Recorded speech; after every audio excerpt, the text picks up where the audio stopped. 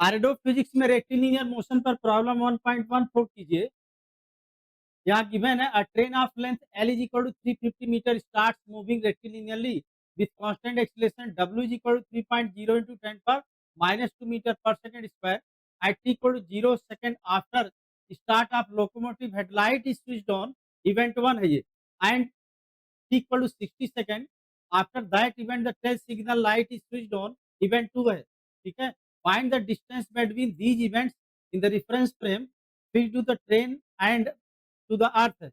How and at what constant velocity v relative to the earth must a certain reference frame k move for the two events to occur in it at the same point। तो देखिए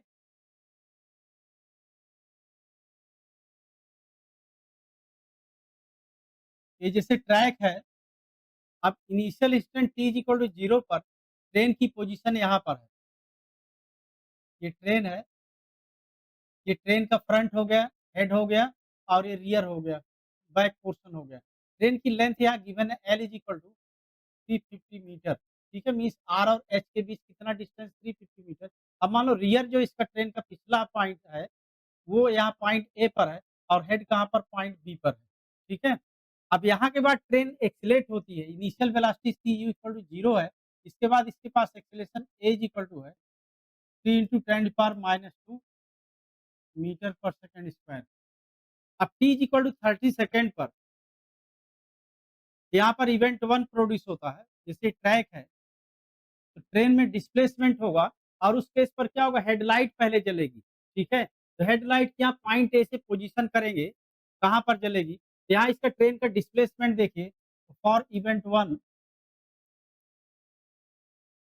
1 यानी कब, at t equal to 30 second.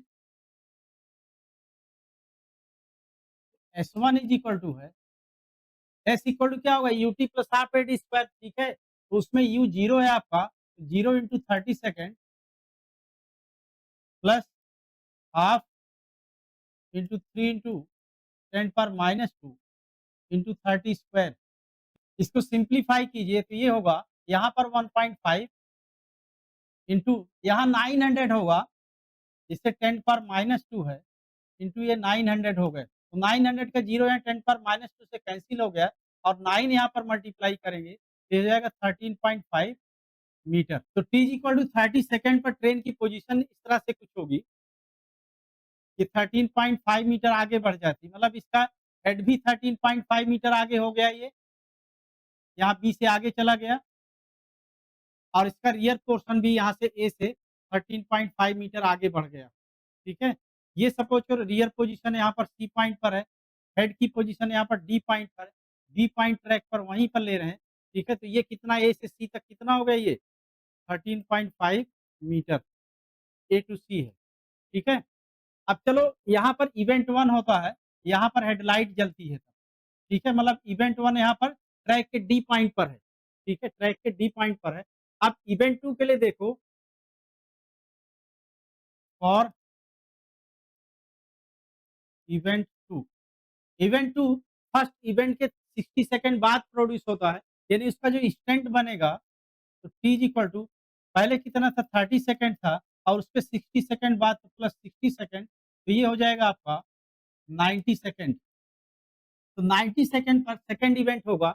यहाँ तक के लिए displacement देखिए, S two is equal to होगा, टोटल डिस्प्लेसमेंट करें स्टार्ट पॉइंट से, तो S two is equal to U T यानी 0 into T, 0 into 90 plus half A कितना था 3 into 10⁻⁻2 metre per second square and time total कितना 90 है, 90 स्क्वायर। इसको सिंप्लीफाई कीजिए, ये 0 हो गया, यहाँ पर ये 1.5 होगा और यहाँ पर 8100 हो गया, ठीक है।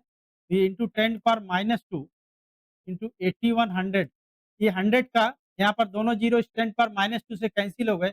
अब 81 और 1.5 मल्टीप्लाई करेंगे तो ये आपका बनेगा 121.5 मीटर, ठीक है। तो अब देखिए यहाँ पर इस इवेंट में means at t is equal to 90 second पर ट्रेन की लोकेशन कहाँ पर होगी, यहाँ पर जैसे ट्रैक है ये तो ट्रेन अब स्टार्ट पॉइंट से यहाँ ए पॉइंट से इसका जैसे रियर पॉइंट सी पर था 13.5 मीटर पर, तो अब इस 90 सेकंड बाद ये जो रियर वाला पॉइंट है, ठीक है, कहाँ पर आगे बढ़ जाए कितना 121.5 मीटर आगे बढ़ेगा। तो सपोज कीजिए ये यहाँ पर आ जाता है।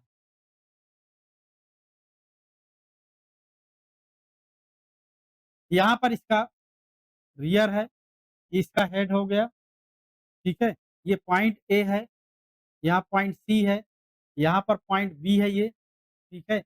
ये पॉइंट डी है सपोज़ करो और यहाँ पर ये पॉइंट ई है। अब यहाँ पर देखिए सेकंड इवेंट में क्या होता है कि यहाँ बैक लाइट यहाँ पर यहाँ जो पीछे का पोर्शन है, यहाँ पर एक लाइट जलाई जाती है, ठीक है? जो गार्ड होता है वो लाइट जलाता है, तो इवेंट 2 पर यहाँ पर लाइट जलती है, L2। इवेंट 1 में लाइट क्या थी? L1 थी।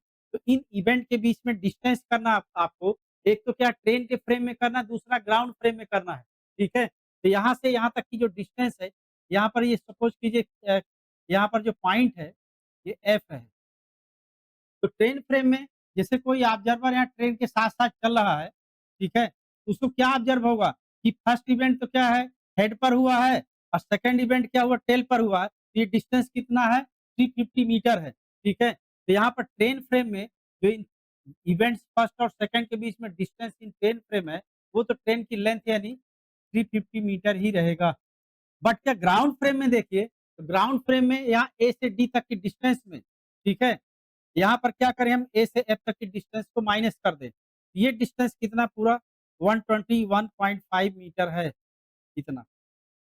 और यहाँ से यहाँ तक की डिस्टेंस क्या है जैसे 13.5 मीटर ये है और यहाँ पर रियर से हेड तक की डिस्टेंस यानी सी से डी तक की डिस्टेंस कितना है? ट्रेन की लेंथ यानी 350 मीटर यहाँ पर, ठीक है? तो टोटल डिस्टेंस है 350 मीटर प्लस 13.5 मीटर में आप ये माइनस करो 121.5 तो distance between events in ground frame 1 two in ground frame होगा आपके पास यहाँ क्या A two D A D minus करेंगे ए एफ तो ए डी कितना है 13.5 प्लस 350 माइनस है 121.5 मीटर, ठीक है? तो ये होगा इसको ऐड करके इसको सेपरेट करेंगे तो 242 मीटर। अब इसको किलोमीटर में करने के लिए 1000 से डिवाइड करेंगे तो क्या होगा 0.242 किलोमीटर। तो इसको अप्रॉक्सिमेटली 0.24 किलोमीटर लिख सकते हैं, ठीक है? तो इस तरह से यहाँ पर डिस्टेंस इन ट्रेन फ्रेम क्या हो गया 350 metre and and distance between events in ground frame कितना होगा 0.24 किलोमीटर। अब यहाँ पर एक एडिशनल फ्रेम के है जो कांस्टेंट वेलोसिटी से इस तरह से मूविंग है कि दोनों इवेंट उस फ्रेम के सेम पॉइंट पर ऑब्जर्व होंगे। मतलब जैसे जब फर्स्ट इवेंट यहाँ होगा तो फ्रेम की पोजीशन यहाँ पर होगी, ये फ्रेम के है, ठीक है? अब ये कांस्टेंट वेलोसिटी से इस तरह से मूव करे, जब ये सेकंड इवेंट प्रोड्यूस हो, तो ये फ्रेम सेकंड इवेंट की पोजीशन में आ जाए। यहाँ पर सपोज कीजिए इस फ्रेम की वेलोसिटी वी नॉट है कांस्टेंट और यहाँ से इन दोनों इवेंट के बीच का जो टाइम ड्यूरेशन है कितना 60 सेकंड है, तो 60 सेकंड में ये फ्रेम के यहाँ इस डी की पोजीशन से यानी इस फर्स्ट इवेंट की पोजीशन से सेकंड इवेंट की पोजीशन तक आ जाए और ये डिस्प्लेसमेंट कितना है 242 मीटर, ठीक है? तो इसकी वेलोसिटी होगी V naught is equal to displacement upon time is 242 upon 60 second. यहाँ पर इसको 240 अप्रॉक्सिमेटली ले सकते हैं, तो ये अप्रॉक्सिमेटली 4 मीटर पर सेकंड होगा। तो इस तरह से फ्रेम के constant velocity 4 metre per second से ट्रेन के मोशन के ठीक अपोजिट डायरेक्शन में मूविंग होना चाहिए, ठीक है? आई होप आपको ये प्रॉब्लम अच्छे से क्लियर हुई होगी, आप इसको वापिस से कीजिएगा। ये कोटा रैंकर क्लासेस का ऐप है, आप इसको प्ले स्टोर से डाउनलोड कीजिएगा। वहाँ पर आपको आइरिडो की इम्पोर्टेंट एंड सेलेक्टिव प्रॉब्लम के डिस्कशन देखने को मिलेंगे, आप उनको समझ सकते हैं, उनकी स्टडी कीजिएगा एंड इस प्लेटफ़ॉर्म पर लाइव क्लासेस भी कंडक्ट की जा रही हैं, जिसमें हर चैप्टर के हर टॉपिक का डीपली डिस्कशन किया जा रहा है। हर टॉपिक पर काफ़ी ज़्यादा क्वांटिटी पर बहुत अच्छे एग्जाम्पल्स प्रैक्टिस कराए जा रहे हैं। आपके सारे डाउट्स क्लियर किए जा रहे हैं, मतलब आप जो भी क्वेश्चन पूछोगे आपको ऑनलाइन यहाँ से क्लियर कर रहे हैं। कोर्स भी बहुत ही अफोर्डेबल है कि आप उसको ईज़िली जॉइन कर सकें, आप वहाँ से स्टडी कर सकें। Okay, thank you.